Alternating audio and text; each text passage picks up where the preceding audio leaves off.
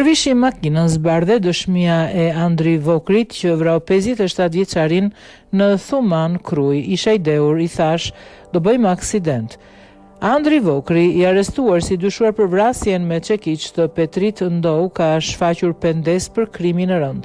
Ai është rimarrë sërish në pyetje pasi ka dalë pija dhe ka deklaruar se nuk ka dashur ta vras. Sipas tij, ai ka qenë në gjendje të dehur dhe nuk mbante mend asgjë se çfarë kishte ndodhur apo nëse personi që ishte konfliktuar kishte ndruar jetë ose jo. Nuk mbaj mend se çfarë ka ndodhur, isha i dehur dhe kujtoj vetëm që pash një makinë që më kishte zënë rrugën, i kam kërkuar që të largohej dhe të kaloja i pari, pasi mund të bënim aksident. Nuk më dëgjoi dhe kaluam paralel, kur pash që makina u fërkua, dola dhe godita me çekiç. Nuk doja ta vrisja, ka pohuar 28 vjeçari, ndërkaq që dy shokët e tij, Lorenz Goga dhe Fatjon Kulla, të arrestuar për mos kallëzim krimi, kanë pohuar se u larguan fillimisht prej ande nga Afrika për atë çfarë kishte ndodhur.